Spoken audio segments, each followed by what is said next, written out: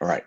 If you remember yesterday in social studies class, we talked about how that young lady was upset about having to stay on junior varsity cheerleading for another year. And she, blasted her teacher, the coaches on social media. Uh, Remember, I corrected myself, but I said that she had threatened them. That's not the case. She just dropped some F bombs. I think maybe some rude hand gestures, they said. So she was just, upset and maybe called them some names or something like that. We can imagine that's what she did. So today we're going to talk about the court case, the Supreme Court case that was referenced in that video. And it was Tinker versus Des Moines. Des Moines is a city in Iowa. And it has to do with what students can say and do on school grounds during school and how it affects their First Amendment rights. So, First Amendment states that you have the right to free speech. You can voice your opinion. Now, there are a couple things that you can't do. One very common thing you'll probably hear is you can't shout fire in a crowded setting, right? So fire, fire. So that might cause people harm. I mean, unless there's a real fire, but you just can't, that because that would hurt other people. So you can't lie. You can't print lies in a paper or online. You can't say, oh, this person, and that's illegal. But you're more than welcome to say, pick your president, Trump or Biden, whatever. You're like, oh, worst president ever. I don't like them. You don't even have to back it up. In English class, we'll back it up with evidence. Free speech, First Amendment. I don't like him. I don't like him. That's your opinion. You can say that about, the most powerful person in this country. That's your right. But when it comes to school, there are some limitations, and we're going to get into that. Like a big one, no, a big one, like your right to during a class and you want to start protesting while instruction's going on, we'll find out, well, you don't have that right because that interferes with the education of others. So, but let's talk about, and we'll talk about, excuse me, we'll talk about in the cafeteria. Like one thing we'll find out, like if you're in the cafeteria, it's kind of like your free time, right? And you're you're not swearing or anything, but you're talking about some political statements. Like the teachers really don't have the right to stop that conversation. As long as it's civil, it's not heated, it's not threatening, you're discussing things, they can't tell you, oh, we really can't talk about that. Okay. So let's get into some of your rights. I'm not sure if we'll read the whole article, but I would like you to be familiar with this, and we're going to get a little history involved here because this takes place during, you can see this right here, during the during the Vietnam War in the 1960s. So, and you can tell it's black and white. I mean, this guy actually could be going to school, present day. He kind of looks like he might be 2021 person, but I think with her hairstyle maybe and her clothing, it's like, she might be a little dated. And what I mean by dated is yeah, probably 1960s, like in the past. Mary Beth Tinker and her brother John displayed two black armbands, the objects of the U.S. Supreme Court's agreement to hear arguments on how far public schools may go in limiting the wearing of political symbols. If you're not familiar, this means peace. That symbol, sometimes it comes up, but that's peace right there. The children, both students at North High School, were suspended from classes, along with three other students, for wearing the bands to mourn the Vietnam dead. Pay your respects. When you mourn, you're like, oh, that's a terrible loss. So they, we'll find out, they weren't very vocal about this. It was just simply a symbol that they were wearing. Tinker versus Des Moines Independent Community School District was a Supreme Court case that was decided on February 24th, 1969, in a ruling of 7-2. Remember, there are 9 Supreme Court justices.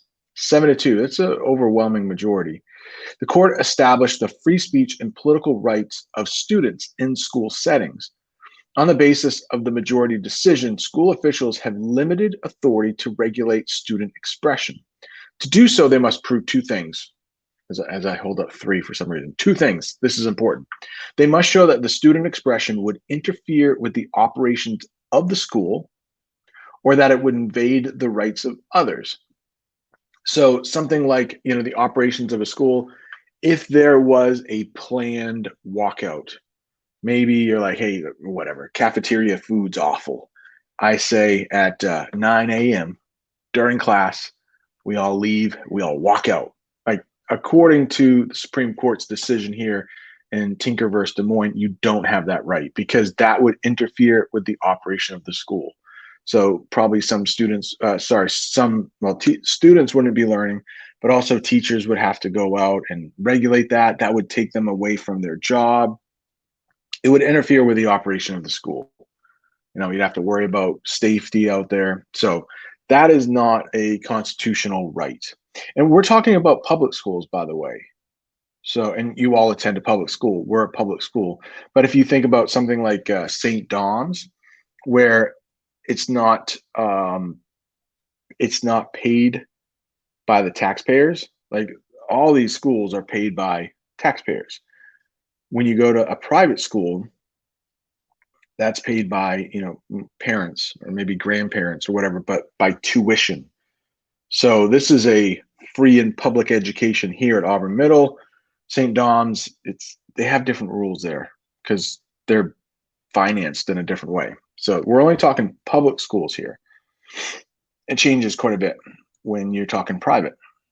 For instance, and we're getting into like freedom of religion, so I don't want to get into that too much, but in this school, it's very difficult for being a public school to have you can't have a mandatory prayer time, right? Because it's a public school, mandatory prayer time.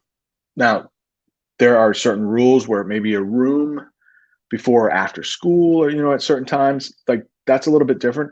But at St. Dom's, like if they wanted, they could have, and I think they do actually, like a mandatory prayer time, like at this time during the day or during the week or whatever, we're going to pray. Can't do that in public school. So there's a big difference between public and private schools. So, and invading the rights of others. So again, if you're protesting during a class, like very vocally, and you're taking attention away from the learning, that would invade the rights of others. When school officials can support predictions of disruption, they can regulate student expression.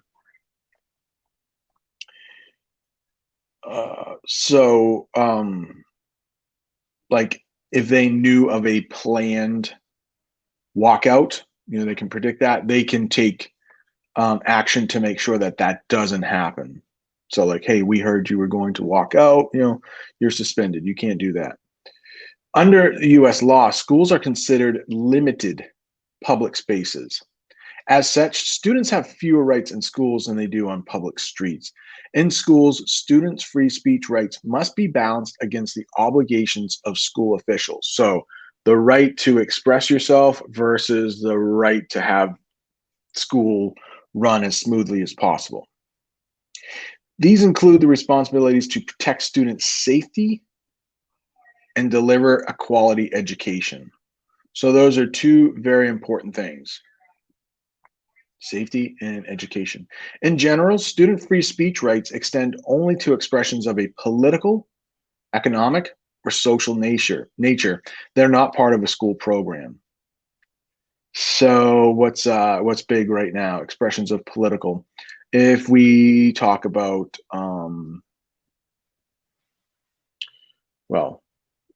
cigarettes or beer, like you don't have your right to express that.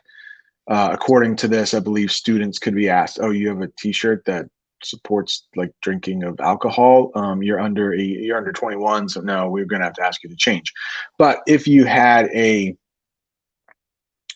Black Lives Matter, right, T-shirt, and a public school asks you to change, like you could argue, no, this is my political right to express my opinion right here.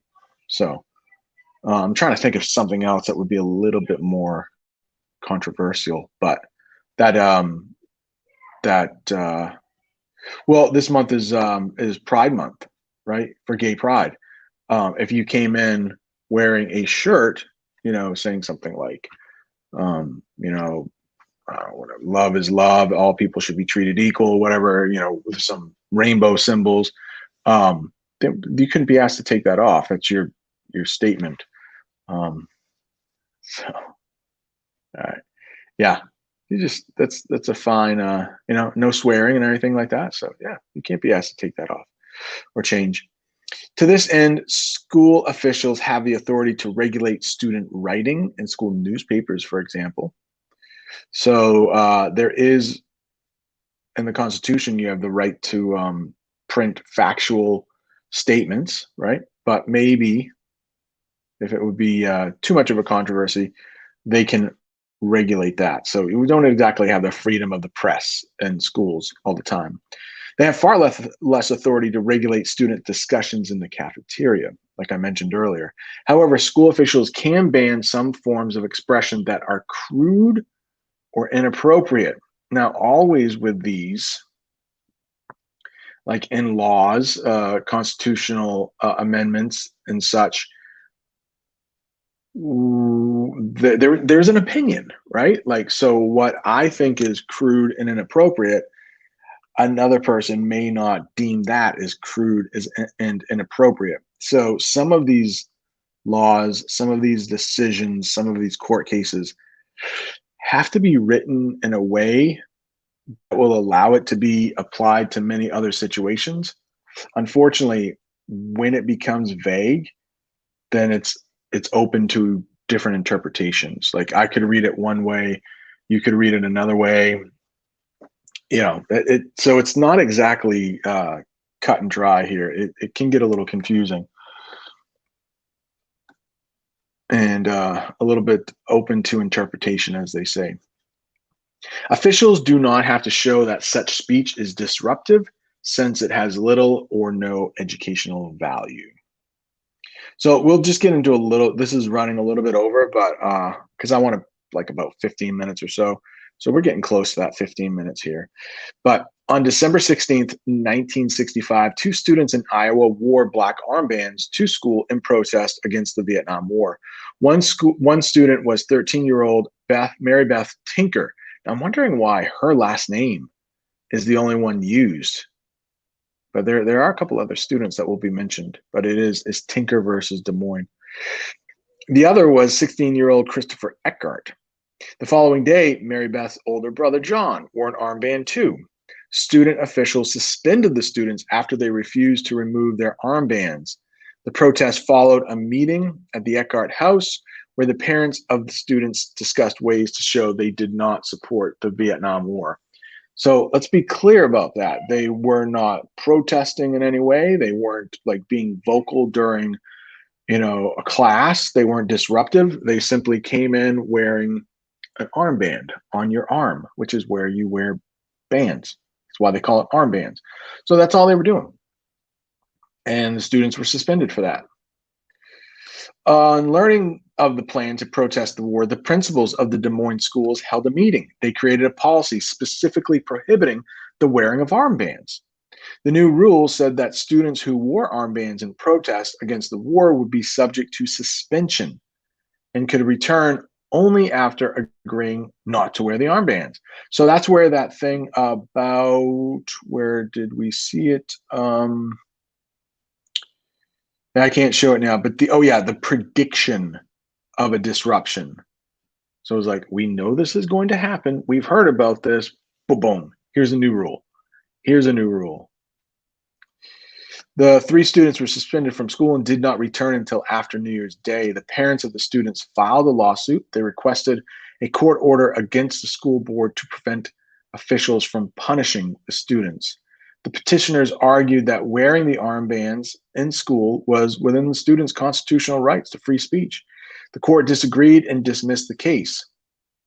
It ruled that the board operated within its rights in suspending the students.